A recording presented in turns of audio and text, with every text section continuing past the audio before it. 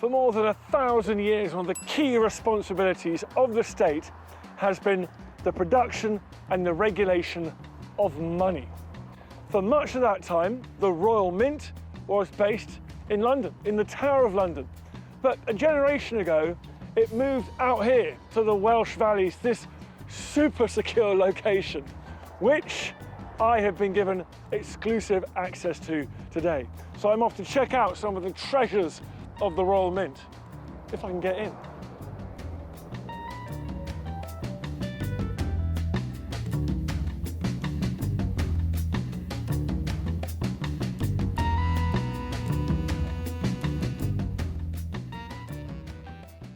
How many coins have you got in here? We've got roughly over 100,000, but we're always adding to it all the time. No way. Growing all the time. But that's British and foreign as well? British, overseas, the Mint's done it for every country around the world pretty much. We've done something for them. But in terms of where we all begin, it starts here really. So how far back do you go? We go all the way back in terms of our establishment to the reign of Alfred the Great. Oh really? And that is what we see here in this tray. We've got some Anglo-Saxon silver pennies, a few Viking imitations, but the interesting one is this down here. So we've got the obverse, the head side, this one here, the reverse side there as well. So what we see here is a penny of Alfred the Great. So a sort of stylized depiction of old Alfred there. Nose, his eye there, and the hair. The split inscription, Alfred. The interesting thing is the reverse, with this Londonia monogram. You've got his brother here, so you do go back earlier as well. So why is Alfred so special? Alfred is a sort of symbolic start date for us, really. When he claims London and starts minting in London, that's where we sort of get our beginnings from, in roughly sort of the 880s. When that happens, that's when you can trace the founding of the Royal Mint. And it's a bit of a shaky start, but we can certainly say from hand on heart that from the late 9th century onwards, you've got a continuous history of an organisation that we know as the Royal Mint. So if we move from here, we'll start to look at some gold coinage. So you have to wait a while before you get a regular supply of gold coins. And that doesn't come about until the reign of Edward III. Look at those. And what we see is the first regular gold coinage in England, which is called a gold noble. It's this spectacular gold coin that we see here. Those are just magical. What's changing? What you're seeing here is England, in particular Edward III, with his aspirations in France particularly, catching up with what's going on the continent. There's been a gold coinage on the continent for a while, and he needs to sort of catch up, and England rather needs to catch up. So you get the introduction of this gold noble, which is a very valuable coin. It's worth, at the time, 6 shillings and 8 pence, which sounds bonkers to modern ears because of the way it's the structure of the system, but does work because, believe it or not, 3 of these would actually give you £1. Literally. And that means a pound of gold? Literally. In weight? And also in denomination as well. Right. So that's what you're coming from, the 20 shilling piece, the idea of 20 shillings worth of money. And how many pence in a shilling? How many pence in a shilling? So you've got 12 pence to a shilling, 20 shillings to a pound. Right, okay. So you're looking here, this would be a fortune in the 14th century. This is a huge amount of money. This is only going to be used by your merchants, your banks and your gentry, and it's going to go across national boundaries. So imagine an English merchant going off to France to buy goods in bulk. He's probably paying his French counterpart with a small purse full of these things, and that explains the time and effort that gone into making this a truly remarkable, stunning coin. And again, it has to be reliable because otherwise trade will break down. There'll be no trust. Exactly, yeah. And you have to make sure you get the right ratio of gold to the value of the coin. This is actually Edward's second attempt of a gold coinage. The first one, he gets it wrong. There's too much gold in relation to its actual face value, and people just melt it down because it's worth more as bullion. So if anyone comes across leopards, which are up here, they're extremely valuable pieces because there's next to none left. These leopards here? These leopards up here, yeah. Wow. Coins do a lot of heavy lifting, don't they? I mean, coins, through our history, they're an expression of royal power. Mm-hmm. They're sort of international propaganda. They're an essential tool of trade. I mean, there's so many different jobs. The joy of them is that even though they're quite small relatively, you can fit quite a lot of messaging onto them, and they're highly portable as a result. And that means that this messaging that you've got in here, which is quite cleverly done, can be seen much more widely. You know, it's going to go into continental Europe. This is going to be seen by the right sort of people in continental Europe. So you're getting a very powerful message across. Asking for a friend, how much would it cost to buy one of those now? It's tricky because they do vary, but if you've got a spare sort of £20,000 knocking around, you'll probably be able to get sort of an entry-level one. And they go up in value from there, depending on condition, depending on rarity and different types. So yeah, anywhere between 20, 40 and above £1,000. So we're approaching, very excitingly now, the 18th century, and I need to show you my precious treasure that I found. Let's have a look. On the foreshore of the Thames, a George II coin. You've got Britannia on there, you can clearly see it. 1752, so just almost 7 Years' War, which is a particular area of interest for me. But what can you tell me about that? What is it? So what you actually have here is a halfpenny. So That's a halfpenny? That is a halfpenny. Oh. Yeah, it's a copper halfpenny.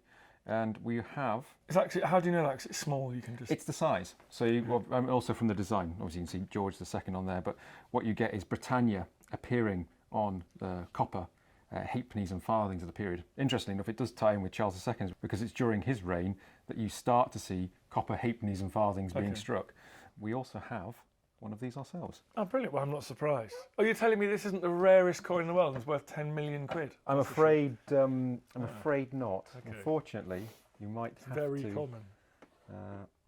hold off on your expectations of value because there is one of ours. Is that the same one? That's, 1752, isn't that cool? same piece. I love it. One of our real strengths as a collection is we have a lot of rare coins. And I can't let you go today without you seeing the coinage of Edward VIII. Right, who only ruled for months. Edward VIII is the infamous monarch who abdicates in 1936. He comes to the throne in January 1936 and he's gone by December of the same year. And because he's on the throne for such a short period of time, no coinage bearing his portrait is ever released into circulation. Really? We were about a month away from going into mass production, planned for January 1937. Dodged a bullet there, didn't you? Yeah, well and truly.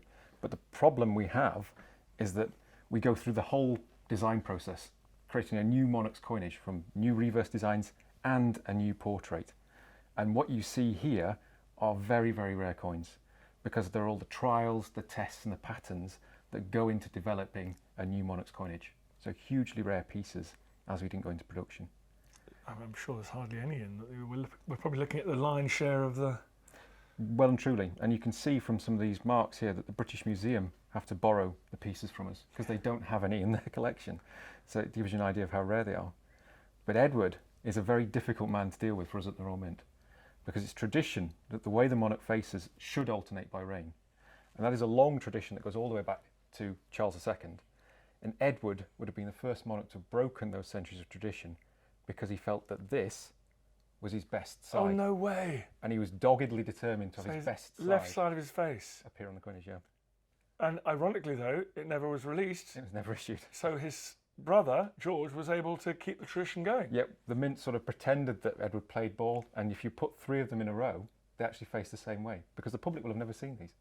So you actually have three monarchs facing in the same direction to maintain the tradition going through it all. One thing we forget about these, and the abdication more generally, is just how controversial it was. In 1936, this was a massive constitutional crisis, and we have a great object in our collection which helps illustrate that, which we can go and have a look at now.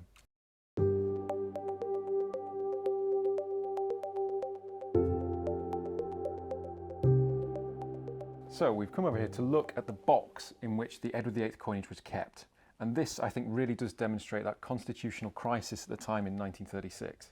Because when he abdicates, the Mint doesn't want to seem to be tainted by the controversy of Edward VIII. So all of those coins we've seen are bundled into this box. And it's only a small box, and it's got this wonderful inscription, which is "not to be opened except in the presence of 2 senior officers of the Royal Mint." Amazing. That was then clearly wrapped up with string.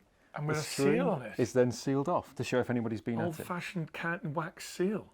And this little box of coins sits at the back of the Deputy Master's safe for about 30 years before in the 1970s they're finally allowed to enter the light of day and come into the museum's collection. So they weren't even allowed into the museum? No, they sat at the back of the Deputy Master's safe.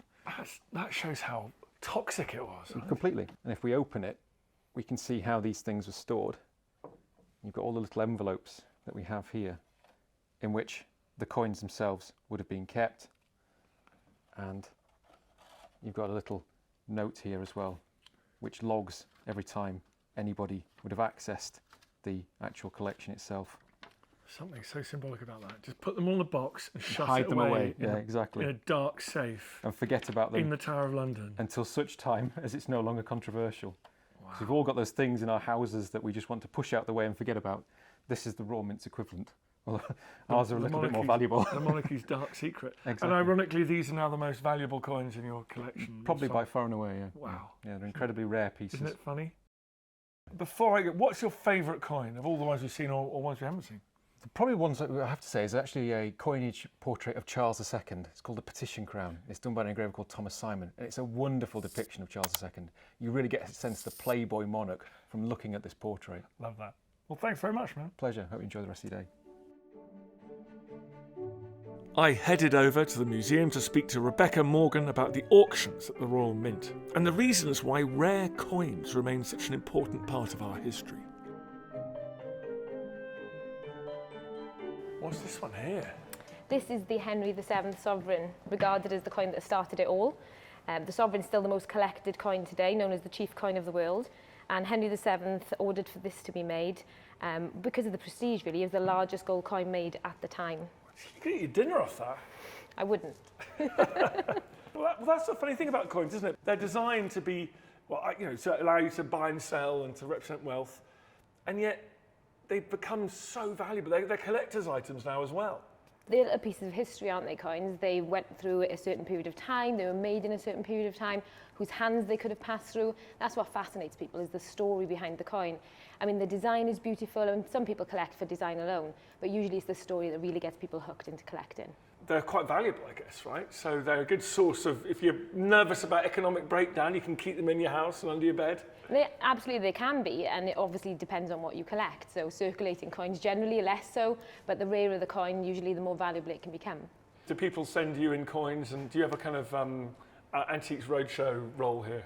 We have two sides to that. So we have the Royal Mint Museum, who look at anything that is what is post-decimalisation, and even pre-decimalisation as well, but we have an authentication evaluation service in the Royal Mint as well, where you can send your coins in to be authenticated and valued, if you wish. Do you ever get people sending in coins that they think are going to be amazing, and it turns out they're forgeries and they're... Absolutely, all of the time, but we also have the other way, where people are sending coins that they just think are a run-of-the-mill coin and actually really rare and valuable. There must be some forgeries, though, that become quite valuable even though they're forgeries, like if they're old enough. I think generally the forgeries are always less valuable than the genuine coin. Sometimes they detract from the genuine coin, but if you find a genuine rarity, then you really are really lucky. If I won the lottery, I would try and collect a coin from every single monarch of England and Britain. That is an absolutely, that's the most popular way to collect, actually. Fine, okay, thanks very much. That's okay. So a monarch, that's how people start collecting. They either collect a monarch from every era, or they collect a denomination from one monarch, if they like a monarch in particular. We saw the Henry VII sovereign earlier. That is classed as the first sovereign that started off the sovereign we still see today. Really popular amongst collectors, sovereigns. People try to collect one from every monarch or one from every time that they were struck. And we have a full auction programme at the Royal Mint where people can consign their collection. So if you want to move on from a collection, you've collected all your sovereigns and now you've decided you want to collect guineas, you could put your sovereign collection into auction, consign it to us, and we will get you the best price for it. So that doesn't. So you're not auctioning off stuff from your own collections. You're just helping other people to get rid of. Absolutely. Okay. I mean, auctions generally are consignment led. We do have our own auctions, a trial pieces auction, which is exclusive to us, which is our own stock, because it's something we've created as individuals at the Royal Mint. We also have a consignment auction program where people can consign their coins and see what price they get for in the market. What is the future of coins, do you think? Like, because we're all talking about Bitcoin, we're all talking about NFTs. Do you think there's a future for bits of precious metal like that? I think the fact that 1100 years on from the Royal Mint starting, we are still seeing a massive amount of people collecting coins is testament to the future of collecting coins as well. The Alfred the Great penny, one of the oldest coins we ever struck, is absolutely, still on everybody's wish list. The first sovereign, which was, hundreds of years ago, people still want to own these pieces of history. I don't think history will ever become uninteresting. In our digital world of quantitative easing and cryptocurrencies, it was great to reconnect with coins made of precious metals, a way of exchanging wealth that stretches back for millennia. And each of those coins that I've seen today connects you with a particular point in our history. The craftsmanship, the art, the outlook, and the ideas that underpin our society.